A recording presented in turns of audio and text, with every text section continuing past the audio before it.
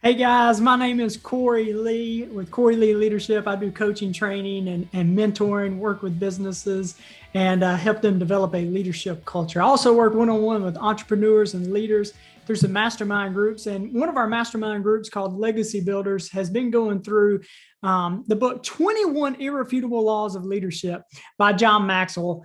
Probably, if not the number one most selling leadership book in the world. It's got to be right there at the top. And I just wanted to share with you a couple of nuggets that we've talked about in our legacy builders and give some key takeaways on a few of the chapters. And we'll probably do a couple of these videos. And what I'll do is I'll probably just do a couple of chapters at a time. So we're going to jump into chapter 1 and chapter 2 today. Chapter 1, if we look at the 21 irrefutable laws of leadership, is called the law of the lid. And hey, if you're in leadership, this is a great book to start with. It's pretty simple, straight to the point, because whenever John talks about a law, what he means by a law is it's always going to work.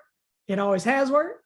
It always will work. It worked 1,000 years ago. It works today, and it'll work 1,000 years from now. So it is a law. And this is a great, like I said, a great place to start. So law number 1 is the law of the lid. And basically what the law of the lid says is that a leadership ability determines a person's level of effectiveness. I want to kind of give you a gist of it. The way John talks about it and the way I've learned it is that if I'm a 5 leader, that means my team, I'm the lid on my team. I'm a lid on my business. If I lead anything, if I lead a team, if I lead an organization, if I lead a family, if I lead a church, then I am the lid on that business because I am the leader. And what this law says is this, that I am a 5 leader, then my team is going to be a 4, 3, 2, or 1 because I'm the lid on it, and my team will never surpass my ability to lead it. But if I grow my lid, if I raise my lid, then the potential of my team can go up as well. I learned this law really well. Our background is actually in the medical field as an entrepreneur.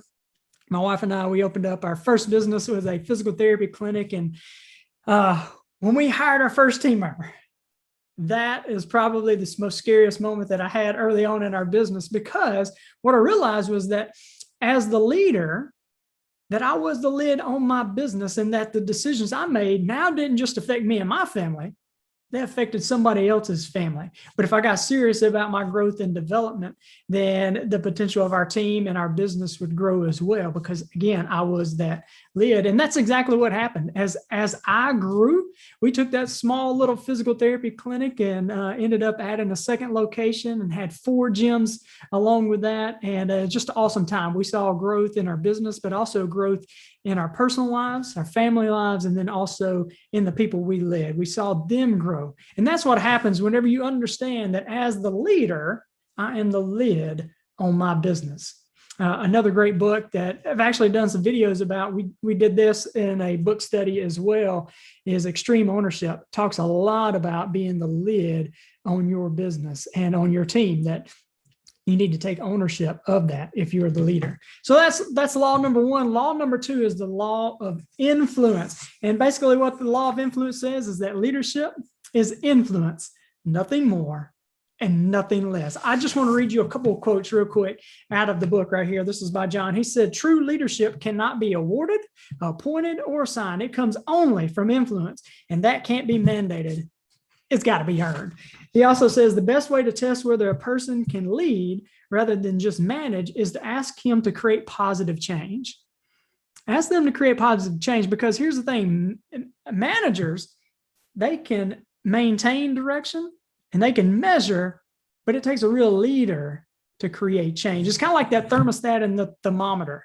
Right? The thermometer can measure temperature, but the thermostat can measure and change. And that's the difference between a leader and a manager, is that a leader can create change. And that's why really the leadership isn't about titles and positions. It's about influence. When we talk about the 5 levels of leadership, when I come in and work with teams and we're talking about this, is that if you've been given a title and a position, hey, that's a great thing, right? Because it means somebody somewhere along the line saw talent and potential within you. and they invited you to the table. You got an invitation to the leadership table.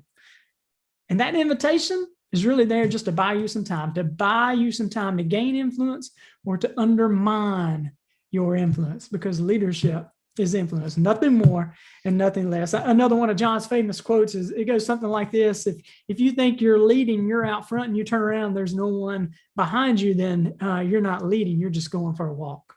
So this is video number 1 as we dive into John Maxwell's book, The 21 Irrefutable Laws of Leadership. I hope it's added value to you. If it has, hey, comment below. Maybe you've read the book and you got a favorite quote. Comment below some of your favorite quotes in here, or maybe how this book has impacted your life. Also, I mentioned we have leadership training. We have mastermind groups. If you're a male entrepreneur that is really looking for a group of guys to be your accountability partners, to be your board of advisors, some smart, intelligent guys who have a desire to grow as well, but not at the expense of their faith, their family, or their fitness. I've got the link below to find out more. I would love to talk to you about that. Hope you guys have a great day, and God bless.